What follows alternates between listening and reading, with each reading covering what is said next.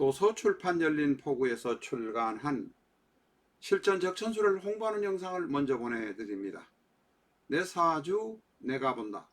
실전 적천수 A4형 크기로 484페이지고 전 페이지가 칼라판입니다. 실전 적천수는 고리타분하고 난해한 옛날 명리에서 적천수가 아닙니다. 사주의 기초만 아시는 분이라면 누구나 이해하실 수 있습니다. 실전 적천수 한 권으로 유튜브에 등장하는 수많은 사주 동영상의 수준에 대해서 평가하실 수 있습니다. 교보문고 인터넷 서점에서 구입해 주시기 바랍니다. 미국이나 캐나다에 계시는 분이라면 아마존에서 SILJEON 실전을 치시면 실전적천수를 만나실 수 있습니다. 도서출판 열린포구.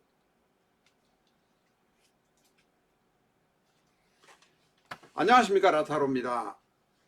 실전적천수 686회 시간입니다. 오늘은 기후일주를 가진 사주 사례 셋을 가지고 여러분과 같이 공부해 보도록 하겠습니다.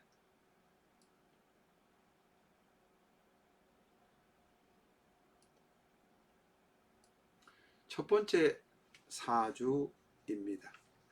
병호, 병신, 기유, 계유. 병호, 병신, 기유, 계유. 여러분도 이렇게 사주를 받으면 이거 한번 읽어 보십시오. 소리 내어서 읽어보면 딴 생각이 들지 않습니다. 화가 셋, 토가 하나, 금이 셋, 수가 하나. 여러분은 어떻게 느껴지십니까? 저는 이 사주를 딱 보면 화가 셋, 토가 하나, 인성이 셋, 일간이 하나, 그 다음에 신금, 유금, 개수가 금수가 넷, 화토가 넷, 금수가 넷, 팽팽하게 균형이 유지됩니다. 이 사주의 또한 또 다른 특징은 관성이 보이지 않습니다. 지장간에도 관성이 없습니다. 관성인 간목이 없습니다. 여자에게 관성이 원국에도 없고 지장간에도 없으니까 시집을 안 갔을 가능성 많습니다. 실제로 이 사람은 영화배우로 활동 오래 했지만 결혼하지 않았습니다.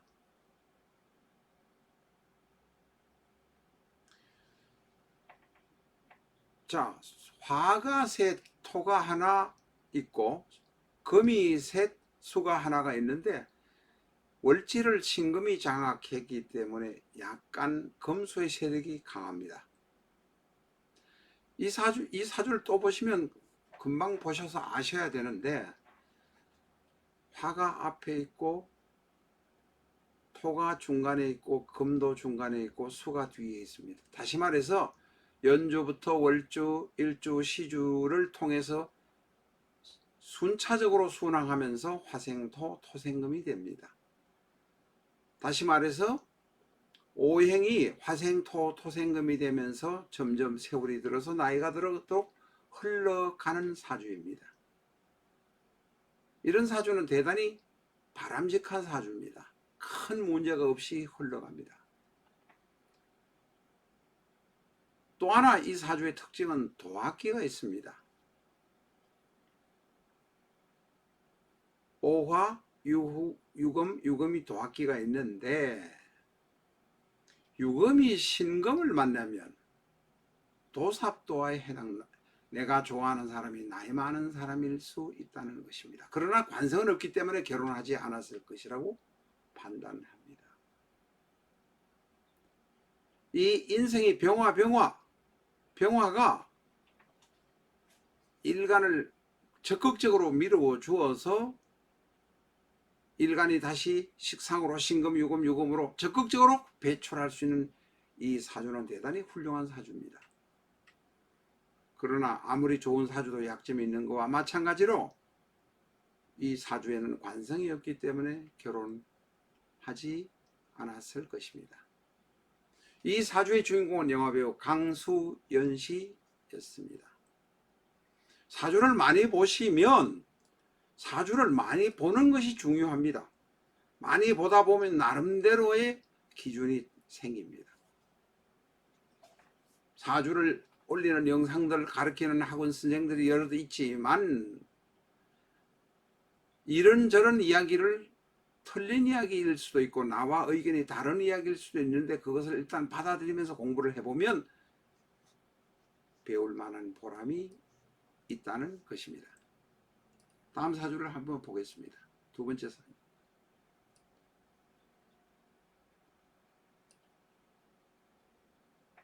사주가 하나 더 있는데 잠깐만요. 뭐가 하나 빠진 것 같습니다.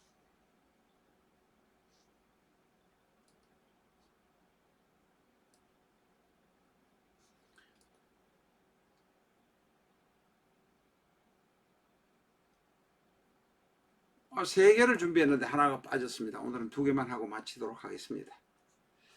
이 사주는 중국에서 장개석과 거의 어깨를 겨루었던, 쉽게 말하면 중화민국 초기에 겨루었던 군벌의 사주입니다. 풍옥상이라고 하는데 나이 드신 분들은 알 겁니다만 젊은 분들은 잘 모를 수 있습니다. 1888년생이기 때문에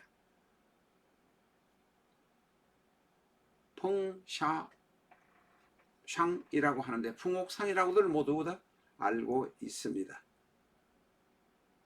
이모, 경술, 기유, 경호, 펑위샹, 중국말로는 펑위샹인데 우리는 풍옥상으로 알고 있습니다.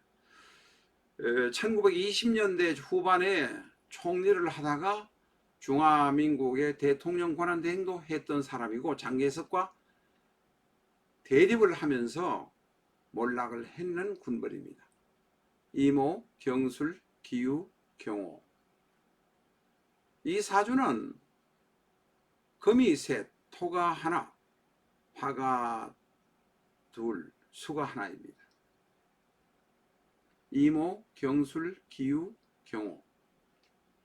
금수가 금이 셋에다가 수가 하나니까 금수가 넷. 그 다음에 오화 화 둘에다가 술토 기토가 있으니까 화토가 넷. 이 사주는 팽팽하게 금수와 화토가 대립하면서 빡빡하게 경쟁하면서 잘 나가는 사주입니다. 그런데 이 사주에 보시면 관성이 없습니다.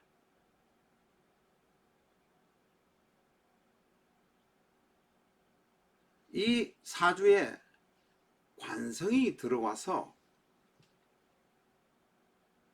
기토, 술토가 월지를 장악하고 있기 때문에 약간은 화토가 강한 것처럼 보이니까 관성이 들어와서 관성이 기토를 제거할 때에는 비교적 잘 나가는 인생이었습니다. 예를 들면 갑인대운, 을묘대운. 그런데 마지막에 병진대운에 들어와서 갑자기 인성과 비견급제가 왕창 많아져 버립니다. 그러면 이 사주는 술토를 장악하고 있는 것이 바로 월지를 장악하고 있는 것이 바로 술토인데 그러면 금수의 세력이 확 줄어들어 버립니다. 금은 바로 식상이고 수는 바로 재성입니다. 식상과 재성이 확 줄어버리면 갑자기 몸이 약해지거나 죽게 되어 있습니다. 그래서 이 사주의 특징은 병진년에 장개석과 싸우다가 이제는 힘이 떨어지고 해서 미국에 갔었는데 공산당이 중국에 들어오라고 해서 들어오는 배를 타고 가다가 화재로 죽어버렸습니다. 다시 말해서 일간과 식상이 갑자기 확 많아져 버리거나 갑자기 적어지면 건강의 문제나 생명의 문제가 생기는 경우가 많습니다. 바로 병진년에 화재사고로 죽어버렸습니다.